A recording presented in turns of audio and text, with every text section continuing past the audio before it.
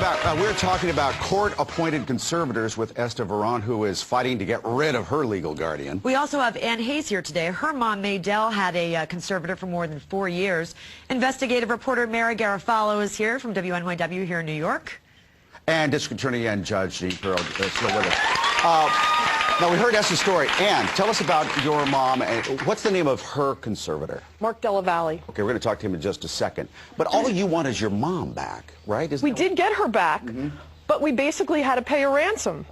In what way? Well, we had her estate was basically, it's gone. Her money that was in her own name. How much money are we talking about?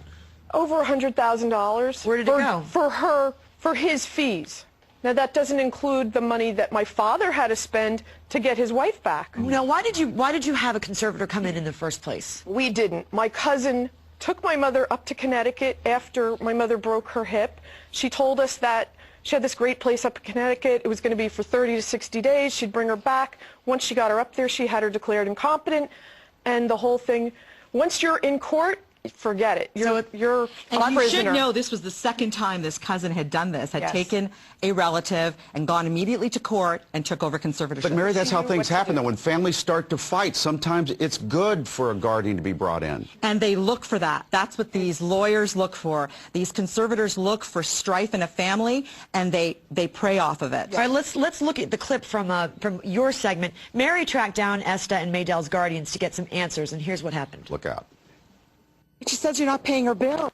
You should speak to the court about that. She says that you're liquidating her estate and you're ruining her life. You're a perfect stranger. You should speak to the court and to the court examiner about this matter. That's the sad part about this story is the courts are making all of this legal. Would you want your mother treated like that? I have no further comment. You're lining your pockets with this woman's money, this family's money.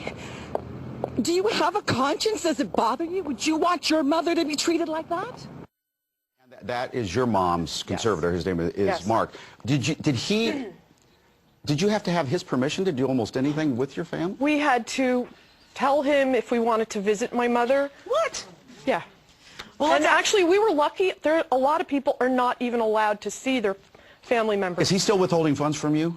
He's withholding at least $50,000. Let's hear what he has to say about this, because joining us right now by phone from New Haven, Connecticut, is Mark Della Valle. He's the conservator for Ann's mom, Maydell. All right, well, before you start booing, though, let's give him a chance. So, you know, Mark, I guess you've been probably listening to what's been going on over here. I have. What do you have to say? Well, first, I want to thank you, Mike, and you, Juliette, for the opportunity to speak on your program. I would have liked to have been down there. I was contacted by your producers 2 days ago about this segment, and unfortunately, I have court at 10 o'clock this morning. But I want you to know, number one, that I was appointed to take care of this woman who was in the midst of an awful family feud. You know, normally when someone is incapable of taking care of themselves or incapable of managing their affairs, the court would like to appoint a family member as conservator.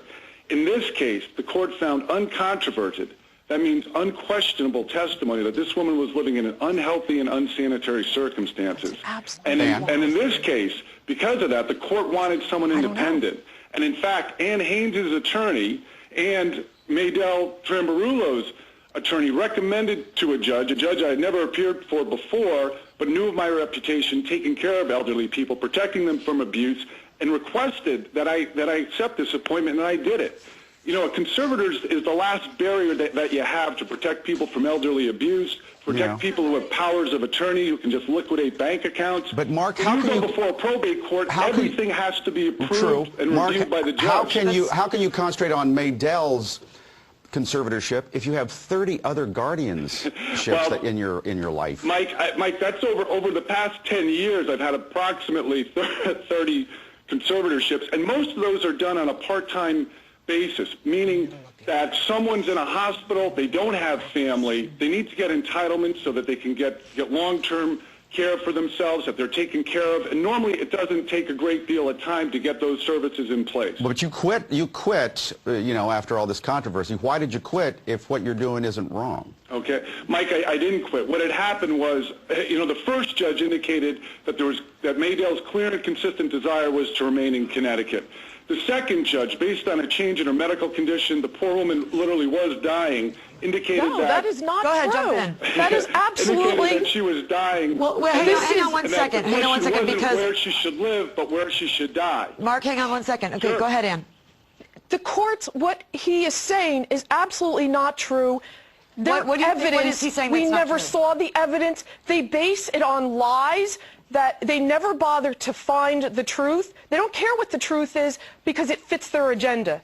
The bottom line was... I faxed to your producer. Go ahead, Janine. Was your family I present Hang on at one the second, hearing? Mark. Was your Copies of the family court- present at the of the- hearing where they of the made a court's determination that she didn't want to be with you, or that you were irresponsible, or that she was dying? What happened was my cousin did the first conservatorship, the temporary ex parte, which means we were not notified Here's till the after it question. happened. Then they had a hearing. We were there. Our lawyer at the time made it sound really good. He said, "You're not from Connecticut. Yeah.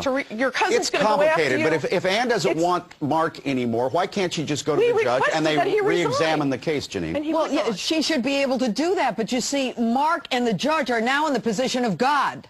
The family has no rights Okay. to this person. You know what? Also, we contacted Estes court-appointed legal guardian, Sam Rousman, and this is what he had to say, Juliette. I have a duty to be responsible and loyal to Ms. Esteveron, notwithstanding the scurrilous attack on me and the omission of fact by Ms. Veron.